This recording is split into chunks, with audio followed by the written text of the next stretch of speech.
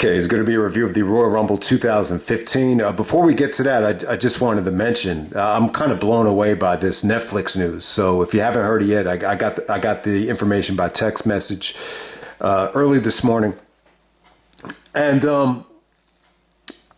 yeah, Netflix has acquired the rights to Raw. I think it's a 10-year deal worth $5 billion. So, you heard rumors that Amazon Prime was the highest bidder, but it looks like Netflix is going to be, the ones to carry out Monday Night Raw. So that's, it's crazy. And it makes you wonder, like, how is this going to change? And I know paying for cable, paying for internet as a whole, it's very expensive. So, if this keeps on happening, maybe the option is you drop cable and then you just focus on, the streaming services, and, maybe that'll be cheaper for everybody. But I think we're still a ways away from that. You just have to wonder, is the NBA, going to follow suit, or is the NFL going to follow that format, which would be a pain in the ass for a lot of people, especially like my friend Sal, like he's 72 years old and he was asking me, how do I sign up for Peacock? And, it's going to kill, people, that are in that position. But hey, man, it's that this might open the door up for AEW to reshuffle their television program. This might open the door up for Ring of Honor and TNA to acquire certain time slots on cable television. So yeah, I mean, I figured I'd just mention it. Netflix on Raw. It sounds kind of weird, but this is the new future right here. So. Just some quick thoughts about the Royal Rumble coming up this Saturday. If you watched last night's Raw, it really feels like it's like a two-man show. I mean, they had Gunther mix it up with Seth Rollins a little bit. So yeah, Gunther could be a possibility. See, I was really open to the fact that, you could actually challenge Gunther for the IC title if you win the Royal Rumble. Because I think the Intercontinental Championship, it's almost like a third title. Like, it feels that credible. Like, it'd be really cool to see Dragunov win the Rumble and then challenge Gunther. I would really be down, with that. I mean, that would be cool. But yeah, like in terms of the buildup, it's pretty much just centered around Punk and Cody. I thought the promo that they cut was great. It was pretty much predicated around Dusty and, Punk's experience with Dusty, telling him to babysit Cody and OVW. And, Cody came back and said, I'm more CM Punk than you. And Punk is like, I'm more of the American dream than you. So, yeah, it was very interesting. It was definitely a good promo.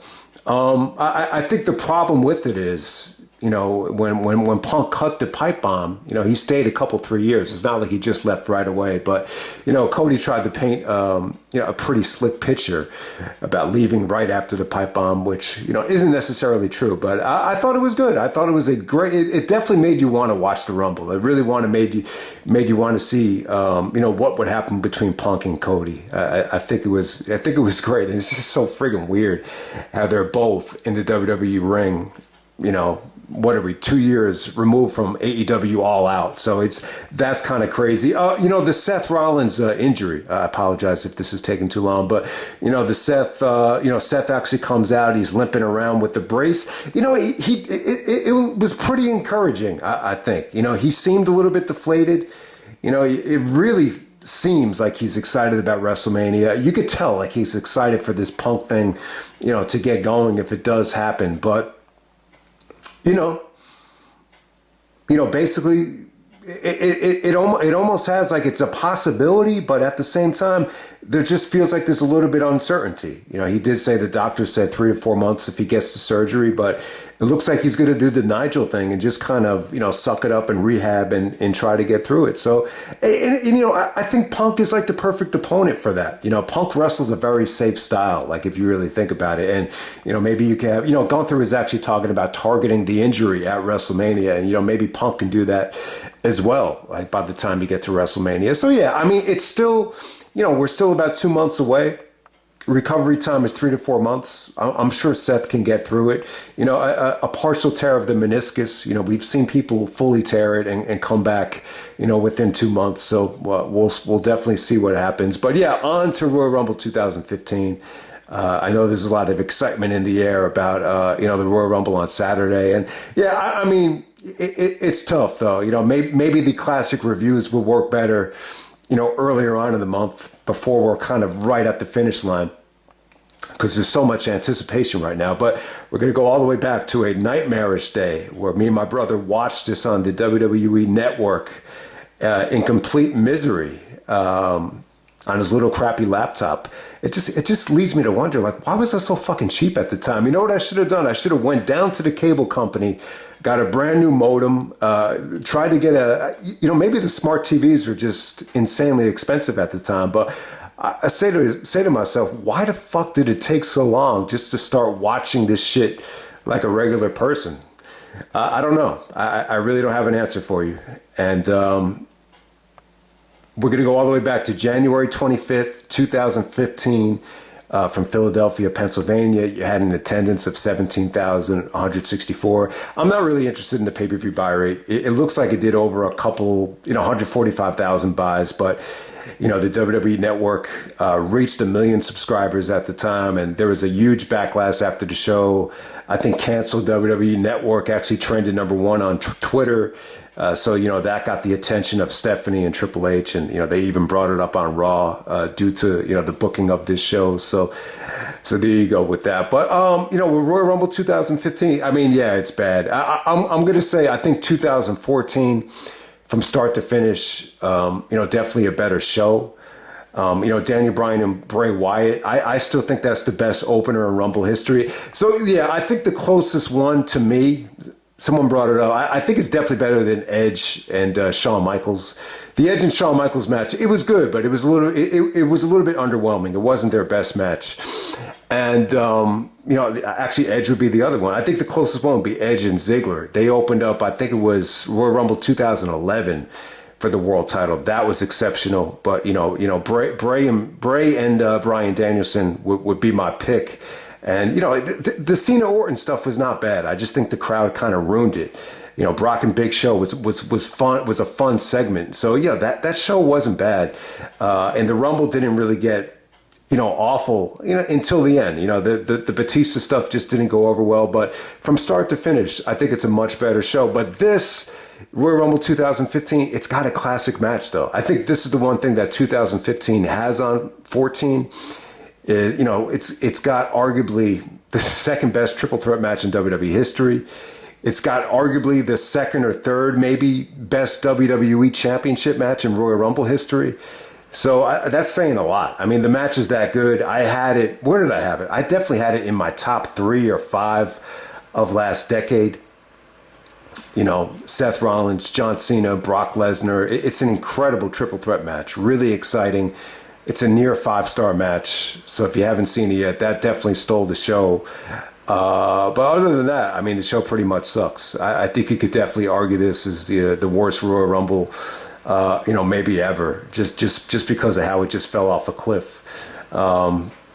Yeah. I mean, it was pretty bad. And I forgot how bad the undercard was, too. It was just like, what the fuck is up with this undercard? But let's get right down to it. The first match tonight, you had the Ascension of Connor and Victor actually taking on the New Age Outlaws of Billy Gunn and Road Dogg, Jesse James. So, yeah, had a little bit of nostalgia there. The fans definitely were into the New Age Outlaws catchphrases. Billy Gunn actually got some "You Still Got It" chants. It didn't really overstay its welcome. It was actually kept a lot shorter than your 1998, New Age Outlaws match against the Disciples of Apocalypse, or, some of the crappy tag teams that they used to face. LOD past the prime would be an example. This didn't really drag like those matches, but I'll tell you, the Ascension, they just didn't really seem that over. It was just like, you almost forgot about these guys. I hate to say it. Next up, you had, the Usos taking on Damien Mizdow and The Miz. So Damien Sandow is doing his stunt double thing with The Miz. The Miz was in the Marine. He was, somewhat of a celebrity movie star, or reality show star. Damien Sandow was pretty over. And it was pretty fun. It was definitely a fun match. I thought the Usos looked really good. Believe it or not, this was definitely the highlight of the undercard. But, it is what it is. It's pretty much a comedy match. All right, next up, you had the Bella Twins of Brie and Nikki taking on Paige and Natalia. Paige was, doing some lesbian, teasing during the match. That's really the only thing that got my attention. I didn't think Brie looked very good here. I think it went kind of long too. It went about 8 minutes. Definitely a forgettable match. But the Bella Twins are still on the roster at this time. And we're just going to move on from there. Next up, we have a triple threat match for the WWE World Championship. We got Brock Lesnar as the WWE Champion taking on Seth Rollins and John Cena. So in some ways, this is like the rubber match between Brock and Cena. So Brock annihilated Cena at SummerSlam. I think the Night of Champions match ended in a DQ. So, it only made sense for Cena to be involved. At the time, Seth Rollins was actually the, Money in the Bank winner, which is crazy, man, because, I don't think it ever happened. Like someone actually holding the Money in the Bank actually would win the championship just in a regular match without actually using the briefcase. So, I think the one negative about this thing, it was kind of a predictable match. I think you kind of knew Brock was winning, but at the same time, when you got Cena here, you just never know. And I got to say this about Cena before I forget. This was like the last time where Cena got nuclear heat. I mean, they're in Philadelphia. For some reason, it felt like Philly always hated Cena more than your, average crowd. I don't know why. That's just the way Philadelphia is. They boo hard. I mean, they booed that dude for taking a shot away from Joel Embiid last night. So they'll boo harder. They'll boo when normal fans wouldn't boo, but for whatever reason. And it's funny, like this is really the last time where Cena got this kind of, Cena treatment. It almost felt like the heat kind of transferred to Roman Reigns, after the show was over. It's almost like Roman became the guy that, the WWE is trying to force down their throat, not Cena. But yeah, Rollins was incredible here. I just thought he did a really good job, on the mic, leading up to this thing in the contract signing. It's funny, like Rollins really kind of carried the burden of the microphone work along with Paul Heyman. So, give Seth Rollins credit. He came a long ass way, from the Ring of Honor days where, I didn't think he was very good at certain points, but, and look at him now. He's become a very reliable promo guy now. But yeah, Seth was great here. I love the chemistry that he had with Brock. I think him and Brock had amazing chemistry here. And I was so, fucking excited, when they were going to wrestle at Battleground one-on-one. But I guess at that point, Brock wasn't really sold on Seth yet. So they kind of had like a, crappy little finish. And, it felt a little bit incomplete. But I guess down the road, I think SummerSlam 2019, they had their, really, really, good match. But it's a shame because I think this version of Brock and Seth, could have been amazing. Seth Rollins at the time, I don't think he really ever recaptured, this type of physique, this type of athleticism. I would actually say, he really reminded me of Shawn here, just from the way he was selling, just from his bumping, his moving, just everything here. I would actually say it's pretty much on the same level as Shawn. Now, the Seth Rollins of today, I would say it's slightly below, Shawn in his prime. But at this point, Seth really sculpted his body. He was ripped. He was athletic. He was just freaking awesome here. I mean, some of the sequences here were mind blowing. He goes for that springboard lariat. Brock actually catches him, puts him in the F5 position. That was crazy. The ending here is fucking sick too. Rollins actually hijacks the Money in the Bank briefcase. He clocks Lesnar with it. He tries to set up the curb stomp. Brock transitions the curb stomp into the F5 for the finish. I mean, that was sweet stuff here. But I'll tell you what I think takes away from the match a little bit. I think it's a little bit too predictable. I think, we've seen one too many times, like these over-the-top table bumps in triple threat matches. You even saw it with Benoit at WrestleMania 20, where the guy that takes the monumental bump, finds a way to get back into the ring, at the end of the thing. And I'll tell you, like some of the near falls between Seth and Cena, I'm not sure if the fans really bought into it. I mean, there was a really good interception from Cena where Seth, has the Money in the Bank briefcase. Cena transitions into the attitude adjustment. Seth kicks out of it. I just don't think it got the pop that I think it deserved. But yeah, Cena and Rollins had great chemistry as well. This is just a badass triple threat match. I mean, it's great. You had all the all the dynamics there. You know, Seth is the opportunistic badass heel. You know, Cena is the babyface getting booed out of the building. You know, Brock is just white hot. He comes out with the championship. He just looks like $1,000,000. I think even Austin said on his podcast, he was like, he's white hot. He's white hot. Brock Lesnar. He's white hot, man. So, the match was incredible. Lesnar did a lot here, man. I mean, the beginning of this thing, you had the Suplex City stuff. You know, the suplexes were great. It did feel like Brock was out of the match for like a good chunk of it. But, you know, whenever he was in there, he just had such a massive presence. Another awesome spot is, you know, Seth actually, you know, sets up Cena for the Phoenix Splash. And that's when Brock finally gets back into the ring, and you know he was able to, you know, German the crap out of Seth and Cena, you know, on the finishing stretch there. So that was awesome. So I want to shout this out too. There was some really, you know, Rollins with that beautiful counter to the attitude adjustment. It almost looked like he was going to transition it into a neck breaker, and then he actually landed on his feet with the counter. I mean, that was pretty sweet too. So awesome match. I don't know. I don't think this match really gets enough credit, but it's definitely up there, man. You know, arguably the second best, you know, WWE title match at Royal Rumble. And, you know, I would even put this above, you know, Brock's triple threat at Vengeance 2003. I might even put it above, the Vengeance 2002 triple threat, because I think it's that good. Is it a 5-star match? It's debatable. It's close though, man. I think it's a high 4 3/4.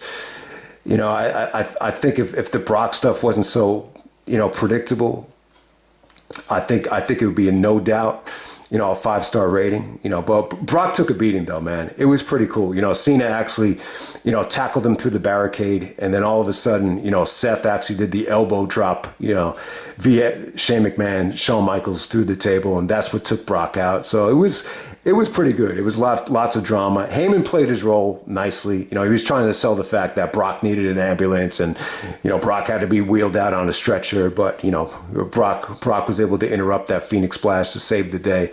So, yeah, it's an awesome match. I just wanted to, you know, give it the praise it deserves. All right, man. So it's a shame because I thought this Royal Rumble actually got off to a great start. You know, Bryan actually comes in at 10. You know, by the time Daniel Bryan came out, I remember me and my brother were just like, man, this is going to be awesome. It's got such a great atmosphere. And you got to remember, too, I think Bryan made his return at the Rumble. I think this is like really his first, at least pay-per-view. I think it's his first big pay-per-view back. I think he made the announcement, you know, right after Christmas that he was coming back for the Royal Rumble. So I think when you do that, you would at least expect him to last until the end. I'm not saying you had to have Bryan win this thing, but, you know, not to deflate the whole crowd. At least keep him until like the final 4. But yeah, I mean, it's a testament to Bryan Danielson, the person that he is, the performer that he is, that he almost single-handedly, his elimination brought down the whole Rumble. I mean, there's not many people that, you know, could have done that. You know, maybe if Austin had got eliminated in 1998, that's like the closest thing you could think of to, you know, something like this. That would have been interesting to see how the fans would have reacted. But, you know, Austin didn't come out until like number 22. So that's a tough analogy right there. But yeah, Roman Reigns actually wins the Royal Rumble by eliminating Rusev. You almost forget that Rusev, you know, didn't get eliminated, and then he kind of just snuck back into the match, and Cole is like, wait a minute, Rusev hasn't been eliminated. And the fans really got into it, but, you know, Roman didn't even give it a chance, and he eliminated Rusev right away. So that's one of the things that's kind of goes under the radar there. But, yeah, man, let's try to get through this match without talking about everybody. You know, Royal Rumbles are tough sometimes because you got to kind of, when you're looking at everybody in the Rumble, you got to kind of pick your spots. Like, all right, now we're talking about that guy. You know, we're not going to talk about Adam Rose, man. That was a buzzkill, man, when he came out, like right after Daniel Bryan got eliminated. But you start off with The Miz and R-Truth. You know, they teamed up at Survivor Series 2011, which got an awful buy rate. And then you get Bubba Ray Dudley coming in there. So Bubba and R-Truth kind of played the Devon role. They were actually chanting, "We want Devon," but it just wasn't to be. But hey, Bubba looked good though. He looked slim. The fans are really into Bubba. They're in Philadelphia. It's ECW territory. So Bray Wyatt comes in at 5. Bray had a really dominant performance. He pretty much lasted until Big Show and Kane ganged up on him. He's actually the one that eliminated Daniel Bryan. Believe it or not. So yeah. I think it was the Wyatt family that pretty much eliminated, Daniel Bryan. So Bryan comes in at 10 to a monster pop. Him and Tyson Kidd went at it, which was pretty cool. Cody actually comes in as Stardust. Yeah, man. I mean, it really is funny, man, that Cody was Stardust at this time. He really bought into it, but the character, both him and Goldust didn't get very good reactions, on this particular show. DDP representing OCC comes in at number 14. Someone had a sign that said DDP yogurt. I think that was actually the previous year. Rusev comes in at 15. Lana looked smoking at that time. Until you watch this back, you can't appreciate how hot Lana is. I know they tried to make her Bridget Nielsen from Rocky IV. It definitely worked, man. She looked awesome at that time. Even The Rock just said, you are beautiful. When Rock made his surprise return, I think it was earlier on in October. Trying to think of what. All right, so Roman comes out at 19. He got booed right away. I think as soon as Roman music hit, the Shield music hit, he came through the crowd. As soon as it hit, they just booed the crap out of him. It's as simple as that. Ryback, I tell you what, Ryback actually had some more juice behind him this year for whatever the reason. Fans were cheering, feed me more, feed me more. Kane comes out at 24. So him and Big Show kind of worked together throughout the bulk of this thing, which just didn't age that well. I mean, it didn't age well at the time. It just felt, I don't know, man. Kane and Big Show, really working together throughout the bulk of this thing. Not very entertaining stuff. Ambrose comes in at 25, which was good. When Ambrose came out, it almost felt like finally we could get behind somebody here. Bad News Barrett actually comes in at 27. Barrett actually looked in great shape at this time. The fans really weren't into him. Cesaro actually comes in at 28. But he gets eliminated by Dolph Ziggler. Dolph actually comes in at 30. The reaction for Dolph and Ambrose was pretty good. But Big Show and Kane, the gang up on Dolph. So then it comes down to Ambrose and Roman working together. They're booing. Anytime Roman's doing something, they're just booing the crap out of him because they just know, all right, fuck it. This is the guy. We're not really feeling this. So Ambrose, the fans were really into Ambrose though. Even when he was working with Roman, you thought, maybe you never know. But for whatever reason, Ambrose actually gets eliminated by Big Show and Kane simultaneously. So then it just comes down to Kane and Big Show kind of fighting. They kind of turned on each other after the match was over. They started not getting along, not very engaging stuff. They basically start choking each other out right by the ropes. So Roman takes advantage and dumps them over. A very anticlimactic ending. The boos even got harder once the elimination occurred. And then The Rock came out to save the day. Big Show and Kane get back into the ring, and they're choke slamming Roman. And nobody cares. But Rock comes out. He rekindles his rivalry with Big Show. Gives Big Show the rock bottom, which was pretty cool. He does the people's elbow, I think, to Kane. The Rock's reaction was kind of weird.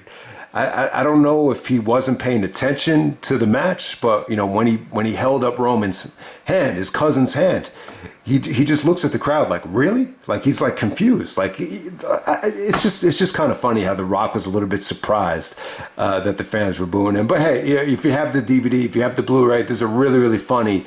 Roman was just horrible on the mic at the time. Like even these post-match interviews that no one's even going to see unless you buy the DVD or jump on the network. Like it was even tough to listen to it. Like it just sounded like someone that was, still needed to be in developmental. Like Rock had to really carry the whole thing by himself. Rock was funny as hell. But hey, not even The Rock could save the day. Apparently if you were there live, there were a lot of fans, demeaning and shouting obscenities to The Rock for even, siding with Roman Reigns. But hey, Roman's his cousin. So, yeah, I mean, it kind of leads us to, Rock and Roman, possibly at WrestleMania this year. I really don't think Rock needs to win the Royal Rumble. I think Rock is such a legend at this point.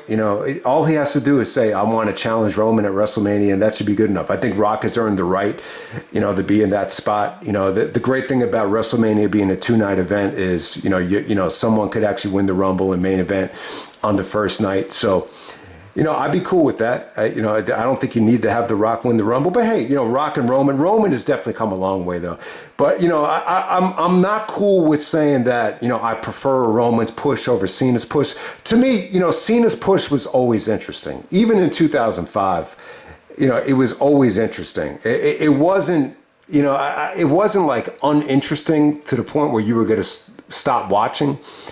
And, it's even baffling to me, like, I mean, I didn't have the network consistently. I would only get it for Rumble and WrestleMania. And that went on pretty much the whole time, from this Roman win here all the way until you get to, probably the pandemic, when he came back around SummerSlam 2020. I always thought it was just, I thought like he took forever really to get this run going. Roman Reigns. It wasn't until he ditched the Shield stuff and, aligned with Paul Heyman and turned heel that, all the negatives eventually became a positive. But hey, it took a long ass time. But this was not a good night for him. This was an incredibly negative experience. But hey, the silver lining is you got a refreshing WrestleMania main event, Roman and Brock. Brock definitely brought it. The Suplex City stuff was born at WrestleMania. And, Heyman did a really, really good job of, making this interesting the very next night on Raw, right from the get-go. Daniel Bryan actually got the main event at Fastlane to take on Roman. So, I'm sure they toyed with the idea of, all right, Daniel Bryan is so over, we need to put him in the main event of WrestleMania again.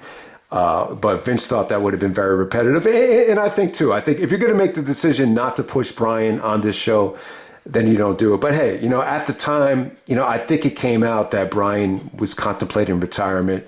I'm not sure if it happened this early, before the show or after the show. But hey, you weren't going to get very much Daniel Bryan after WrestleMania. I think after WrestleMania in that ladder match for the IC title, I believe that was it for Daniel Bryan. So who knows? It's paid off now, big time. It was hard to tell back then, but hey, Netflix, $5 billion over 10 years. I know Roman's not exactly a Raw guy, but, everything adds up. So you can't say that, they made the wrong decision. But at the time, it created an uproar of backlash and negativity. I just remember, even that triple threat, for as good as it was, man, it just couldn't save this show. But I'll end it right there, man. That's Royal Rumble 2015, and I'm out. Let me know, what was the worst show, Royal Rumble 2014 or 2015? It's a tough call. I mean, I think 14 is better from start to finish, but 2015 has an all-time great, title match. So it's definitely a tough one, but I would definitely say 2015 is the weaker Royal Rumble match, no doubt about it, and definitely the weaker undercard.